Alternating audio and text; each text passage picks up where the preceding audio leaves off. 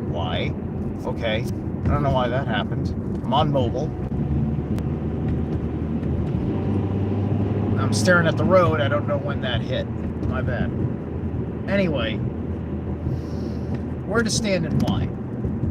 I've got these two funky things that are in my disposition from my planetary alignments, which, you know, at 43 years old, they've progressed, obviously, but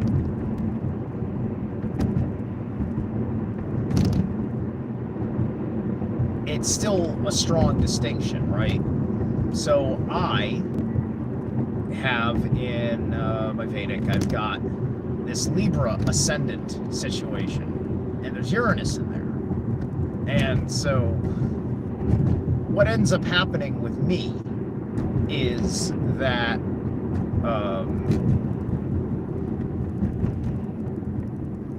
a Libra has this tendency to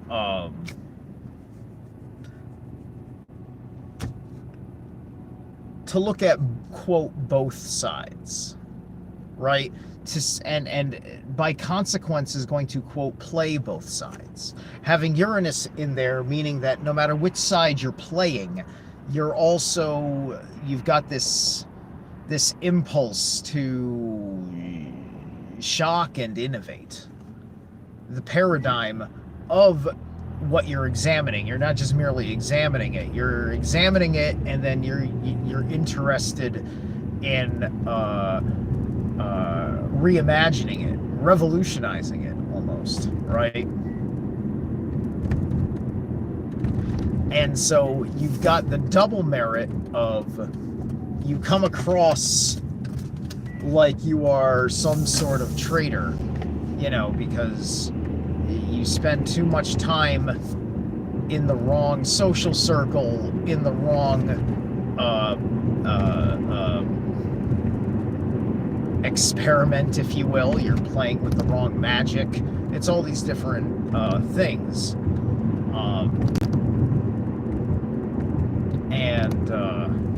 You know, you may be completely disregarding something that someone said as a matter of wisdom, just like, no, you're a fool for doing that, right? But this Libra Uranus thing in my ascendant, you know, has me on this disposition to play with things, to break things, to try and rebuild the things that I've broken, to replace the things that I've broken, so on and so forth, right? And so it becomes very difficult for me to stand, per se, personally, because I'm walking with all the different opposites. Or at least that's the way that I was. Perhaps now that things have progressed, I'm different, right? Uranus, 43 years is 43 days. Is Uranus still in Libra in 43 days? Depending on where it's placed. I forget. I have to go look at my progressed chart. Because, long story short is, eventually that Uranus is going to be in Scorpio, which it is in Scorpio in my tropical chart.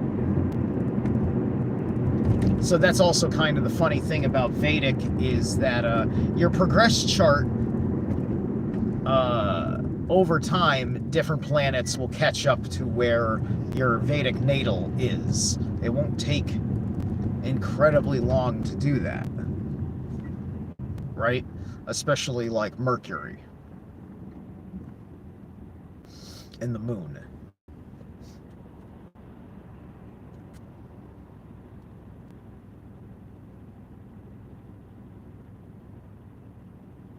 So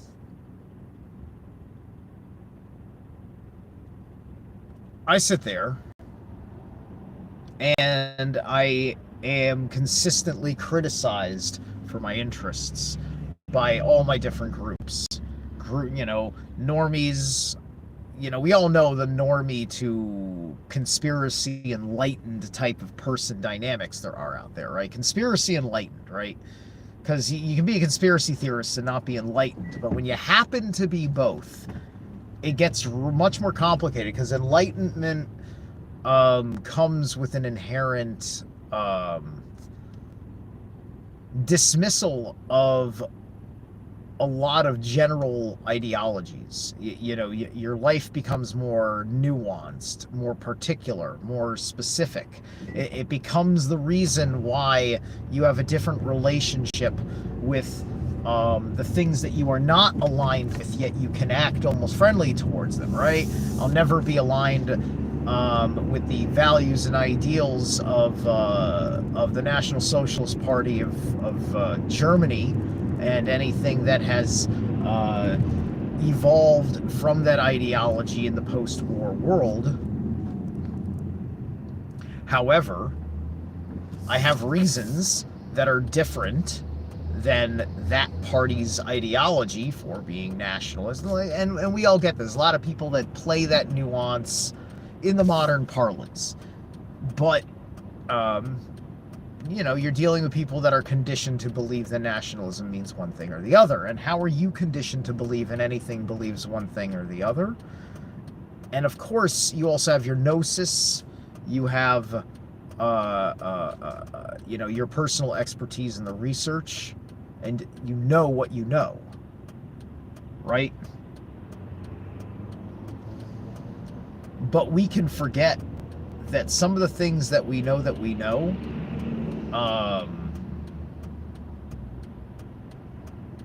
can be based on a load of assumptions, right? There are actual assumptions that correspond to most people's effective ideas about the realm, right? This is why, I go with magical realm, because it gives me maximum freedom to have my mind. I'm not forced to accept scientific doctrine, even if it's sound scientific doctrine. I don't have to make foolish decisions because of my belief. I'd say that it's more foolish to believe in the globe Earth than the flat Earth, just because the globe Earth entails fooling you into getting on a rocket and leaving this planet to be tortured by being exposed to whatever is happening up there when a rocket with a human being goes up there. To me, that's more foolish than any decision I'm ever going to make, assuming that we're not really meant to leave this realm, and this is the way that you navigate it, right? No one ever needed the round Earth model to actually navigate the Earth, right? People had the wrong flat Earth model scaring them out of navigating the Earth. But ultimately, when you're going west or when you're going east, you're tracking with the sun. You're not actually going in a straight line. You don't know if you're going in a straight line because you're too small in the realm to see how the sun's looping, and you've got an explanation, right? You've got all these explanations that are based on certain measurements and judgments, right? And you want to stand. You want to be there at that explanation. It's a rational explanation for you. Your peers think that you are intelligent and you are intelligent even if you're fucking wrong. Geniuses are wrong about shit. It happens all the fucking time. Being a genius is a Dasein, as Heidegger would put it. It's a Dasein of our world. Think about it, right? I mean, look at a guy like Neil deGrasse Tyson. Many people would consider him, if not a genius, extraordinarily smart. And he sits there, and let's just say you agree with him that the Earth is round. You agree with him that climate change is the way that they say it is. Why not? the same people that tell you the Earth is round, literally, like NASA's telling you the world's environment is this and that from carbon emissions. That's what NASA's telling you. Why do you believe NASA that the world is round? Don't tell me it's because Greeks were measuring shadows 2,000 years ago. We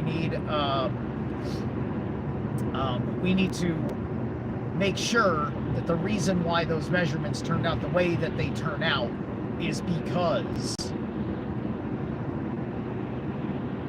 that angle of light is uniform everywhere, and thus also because we can see tremendous amount of miles, that when you calculate that 8 inches per mile squared for the size and shape of the curve of the Earth, that you would actually start seeing it once you started getting up there, and you're like, oh, here's 100 miles that I can see because I'm way up high with a big wide angle like lens to show you, and there's no fisheye activity on the lens, so nothing is warping, right? And so then, you know, when you care about those details, you stand on that. And then you can't mock somebody because they just don't accept X, Y, and Z thing. You know, and then you fucking put a country bumpkin fucking like mockery on flat like that, and that's it. That's your fucking rationale for that. And it's just like, you want to stand on that, you can stand on that. I've noticed that everybody who fucking stands on that leaves it like that. They leave the straw man, and it's a straw man in front of you, right? And then you don't even stay while I pick apart your straw man. And I'm not gonna beat up your straw man. That's the thing. It's just like, you know, people like a globe earther, they put a straw man argument in front of you. They leave the straw man there to beat you up, but it's just a straw man because you already know that they debunked the Coriolis effect, that when you get up there high without a fisheye lens, there's no curve of the Earth, etc., etc. But they leave that straw man there as you know, to teach me a lesson, because they don't realize it's a straw man. They don't realize, you know, that there's straw underneath the shell of what looks like a very, very strong man instead of a straw man. Are we straw or are we strong? Because it's a weak argument. It's an argument made of straw. It's like my punching bag. It just takes. Well, no, it's not like my punching bag, because my punching bag doesn't fall apart. Right? You smack the straw and it falls apart. Right? You keep hitting it and more pieces fall apart. Those loose ends, that's the weak argument falling away until you've got like nothing left but observable reality, because you didn't defend it yourself. You left your straw man to defend it. You left NASA to defend it. You left Greeks whose scientific conclusions hadn't been challenged for 2,000 some odd years, you know, make determinations. You made the assumption, you know, that, you know, the Greeks were just like you for various reasons, right? You know, it kind of gets back to this thing that, like, oh, Christians think the Earth is flat, pagans think the Earth is round, because it was the Christians that defended the flat Earth. And even though Christians today defend the round Earth, unless they are Christian flat earthers, by and large, people that are in the doctrine of the religion, that are practicing as it is practiced today, all defend a globe Earth model. Not interested in even defending points that are made in the Bible. And that's fine, because they're looking at the Bible as allegory of sorts, which it is and it isn't at the same time, because the Bible is a complicated lie. A very complicated lie that was based on folklore that has been misapplied as history. And the literalism, right?